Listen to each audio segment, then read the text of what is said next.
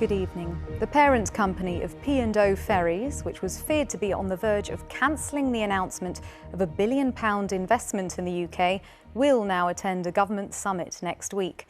The investment appeared at risk after the Transport Secretary described P&O as a rogue operator and urged people to boycott the company over the sacking of hundreds of workers in 2022. The Prime Minister said her comments did not reflect the government's view. Here's our political editor, Chris Mason. Well, our business correspondent, Mark Ashdown, is here. Mark, how much did the row with the owners of P&O Ferries threaten to overshadow the government's...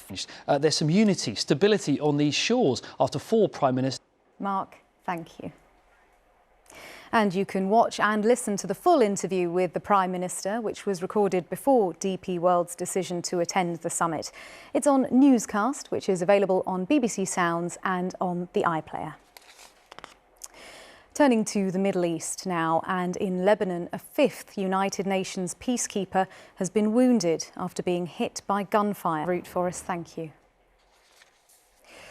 Rescue services say a woman has died after she fell from a cruise ship off the Channel.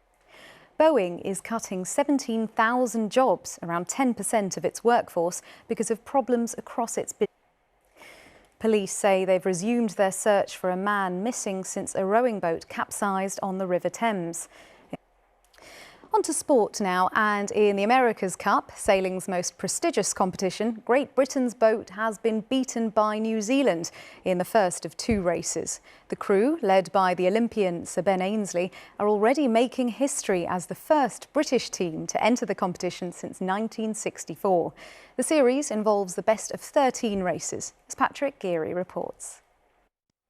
Now it's time to look to the skies again following the Northern Lights earlier this week, because tonight will be one of the last chances to view what's being hailed as the comet of the century, as it won't be travelling past Earth again for another 80,000 years. Well, that's it from me for now, but the news continues here on BBC One as we join our colleagues across the nations and regions for the news where you are. Goodbye. The former First Minister of Scotland, Alex Salmond, has died suddenly at the age of 69. Also on the programme tonight, our political editor, Chris Mason, is here. And Chris, well, your reflections then? Case. I've never been in any doubt as to which of those office holders was the most consequential. Personified a movement that came closer to changing that than any other in the... To the Middle East now, and Israel has denied accusations that it's deliberately targeting UN buildings along the ceasefire line, which was established between Israel and Lebanon in 2006. Israel says the UN mission should move to safer areas further north. The owner of P&O Ferries will now attend the UK's investment summit on Monday, despite a row about the Transport Secretary's criticism of the firm.